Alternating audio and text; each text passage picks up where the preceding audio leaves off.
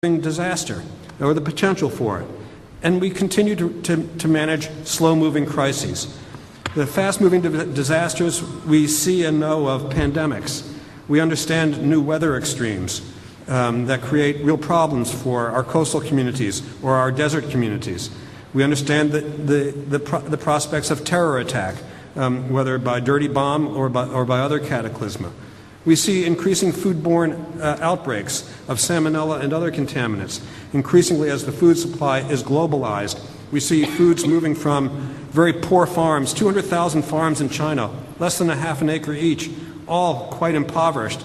No huge mega farms like we have in the United States. I think we have 3 farms left in the United States. When you have 200,000 farms and you're cultivating crops and agriculture, how do you assure that produce, as it makes its way to market, is of a quality that we can handle as it ships across oceans and by air to global markets around the world? And we have global financial meltdowns. So these are some of the real challenges that we face today. All of it networked, all of it accelerating, coming at us much faster than we've ever seen it come at us before. And of course, our governments are responsible for dealing with large portions of this. Well, these are huge bureaucracies, right? So they struggle to adapt quickly to this new world. But they have old forms, and they're stovepiped. It's not easy for information to cross boundaries. It's not easy for leaders who sit in one city to have leaders in another city take action on that leader's behalf. We have mixed generations in our government now. We have young people coming up who have very different expectations about the digital world, about how information will be provided to them, about what they're going to be able to do with that information, because they have become empowered by their own digital activity. They understand that they can move mountains with these digital on-ramps that we now all have in our pockets.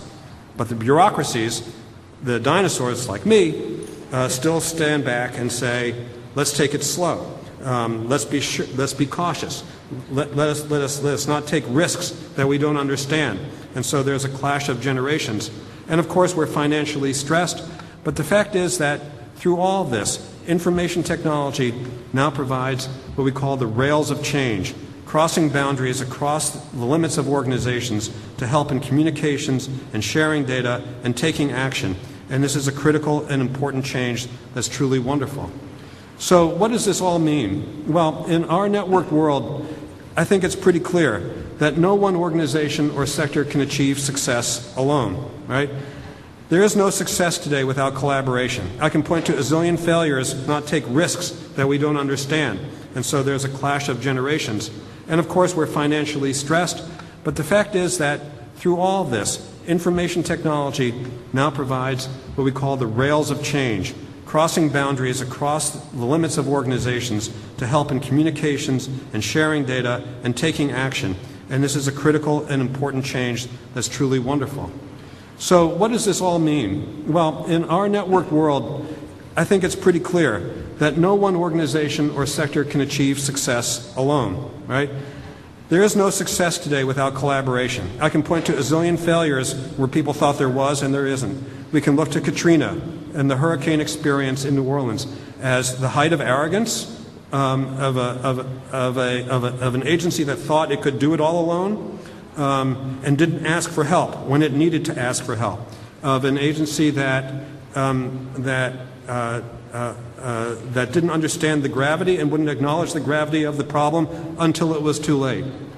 No collaboration without going outside the boundaries of your organization. There's no way that in our world today that we can collaborate successfully without going outside the boundaries of our organization to reach others over whom we have no control. And no boundary is easy to cross and to get work done because we are trying to control things that aren't ours. We're borrowing other people's assets, their authorities, their budgets, their eyes on the problem, their position in the world, their boots on the ground. We're collaborating in pandemics with organizations that are halfway around the world. Our financial systems are all intricately globalized, highly networked and linked. All of these are cross-boundary problems that need to be solved collaboratively And that is what our challenge today is. So there's a lot of failure as a result to deal with problems in time because it's very, very hard. Our organizations are not typically built to respond quickly. They're built to process things slowly. Take it slow, do everything today as you did yesterday, and make sure that the equities look good so that we're treating like cases alike. We're not treating some people more with greater benefit than others. So everything looks to begin to become homogenized. But the fact is that bureaucracies and governments have unused assets in data and information and resources and budgets and talented staffs. So there's much potential to overcome these handicaps using networks. And groups come to us at Harvard to work on that. And that's what we do. We help them understand how to use networks to move, to take action on important social policy problems and create change. So who are some of the groups that we've worked with? This is, one of those slides that, nominates everyone you can sort of think about that you've ever done work with. But the fact is that over the past 2 years, we've had senior executives with us in our program working on important policy problems from the U.S. Food and Drug Administration, the U.S. Department of Defense, the Defense Intelligence Agency, the United States Secret Service. A fascinating challenge. How does the Secret Service share information but still keep it confidential and secure? A fascinating challenge in this world. How do they see across the horizon and around the world as they establish rings of protection for executives and bring that information from 12,000 miles away down to the hip of an agent in the midst of an operation of executive protection. A fascinating, important challenge. The Los Angeles Police Department dealing with the problem of terror and preparedness in Los Angeles, working with federal agencies over whom it has no control but whose information it desperately needs. The U.S. Centers for Disease Control and Prevention.